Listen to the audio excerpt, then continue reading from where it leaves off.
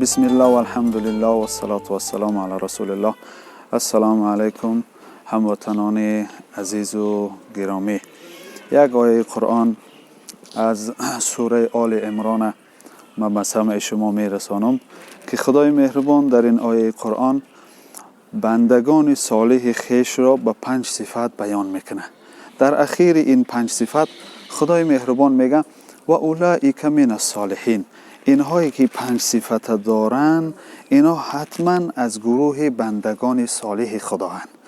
یکی از این صفات ها را خدای مهربان برای ما و شما گوش است. میگه یؤمنون بالله، کسایی که ایمان به خدا دارن، و الیوم الاخر، ایمان به روز قیامت دارن، و یأمرون بالمعروف و ینهون عن المنکر.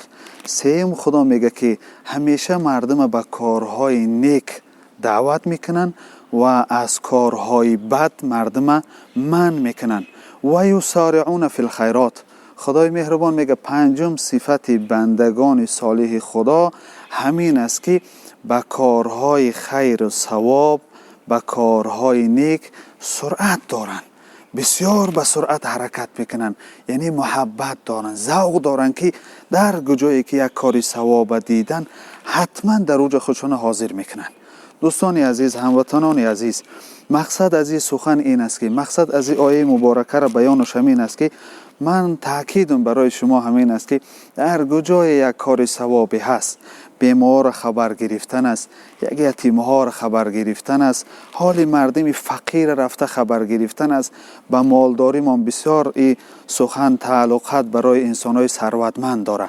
مال خدا وقتی برای شما داد، ثروت خدا وقتی برای شما داد، خدا میخواهد که شما به واسطه مال داده خدا از جمله صالحین باشین، از جمله کسان رو باشین که خدا شما را صفت کرده است در قرآنش.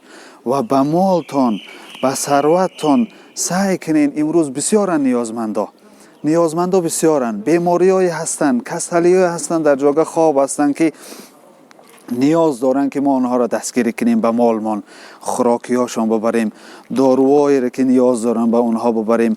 مقصد شرایطی که برای اونها باید تامین بکنیم، ما در اوج باید باشیم. به این آیه قرآن که خدا میگه صالح همون نفری هست، بنده خوبی خدا همون نفری هست که یسارعون فی الخیرات، در کارهای خیر سرعت پیدا میکنه، بسیار بذوق حرکت میکنه.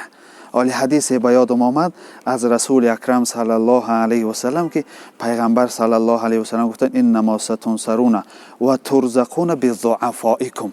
میخواهی که خدای مهربان در کارهای شما برکت نصیب کنه، کارهای شما در رواج رونق نصیب کنه و رزق و روزی شما را پروردگار زیاد کنه.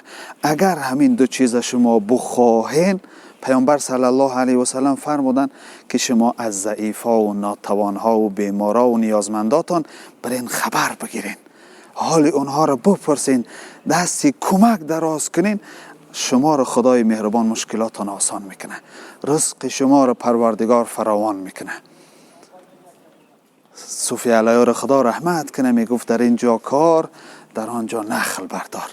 اینجایی که ما و شما میریم، یک بیمار، یک یتیم، یک فقیر که امروز هم ببین، مقصد سیاست پیش گرفته جناب عالی را خدای مهربان در مقصد عمر و جانشان برکت نصیب کنه که سیاست پیش گرفتن که باید ما از حال یتیما و کمبغلا خبر داشته باشیم. صوفی علیه را خدا رحمت کنه میگفت در اینجا کار، در آنجا نخل بردار. شوی تا سرفراز از فضل غفار، که این رنجی تو آخر گنج دارد، به یک احسان عطا دو چند دارد. ایجا جیوی کیشت است و پیش خدا حاصل گرفتن. میگه به یک احسان عطا دو چند دارد، خدا یک احسان در ما را چندین برکت میده. به یک قولی به یک احسان 700، عوض بخشد خدا از فضل بی حد. آیه قرآن است که خدای مهربان میگه شما یک بتین، ما 700 برای شما میدیم. خیر احسان خوبی های بسیار زیاد داره.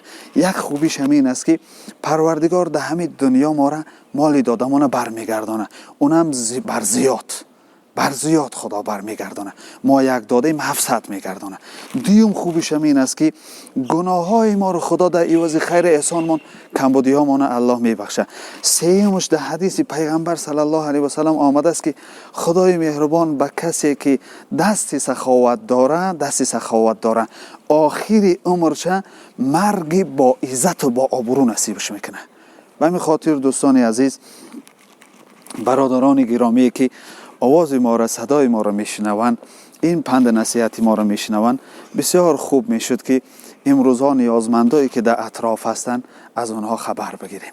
و مقصد جای وعیدم از پیامبر صلی الله علیه و سلم هست که پیامبر صلی الله علیه و سلم گفتن اگر کسی را که همسایش گرسنه و خودش سیر خواب میکنه، حدیث پیغمبر است، کسی سیر خواب میکنه همسایش گرسنه و ای حالی بدی او خبر داره و بی پروا شکمکش سر خوابه و نمیگه که همی همسایم کسل است، گرسنه است.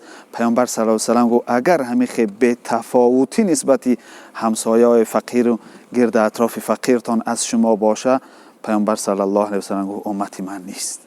به خاطر دوستان عزیز، این بود مقصد ثواب درباره خیر احسانی که شماها اگر امکان دارین بکنین، اگر امکان دارید نکردین دوستان عزیز و وعید و عذاب هم است.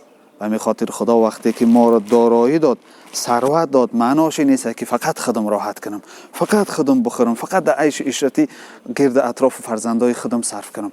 این معنا را نداره.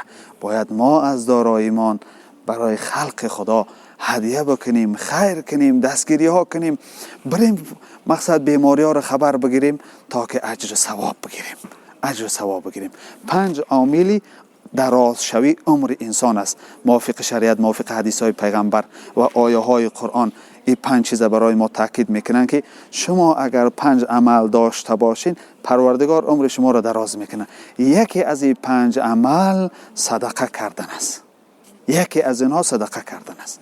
پروردگار مهربان هم شما را عمر دراز و دارنده های ما را توفیق خیر احسان نصیب کنه و خدای مهربان فقر، ناداری و تنگ دستی را از دیار عزیزی ما برداشته گردانه و فراوانی و ارزانی را در دیار خدا نصیب و روزی گردانه. یا ارحم الراحمین.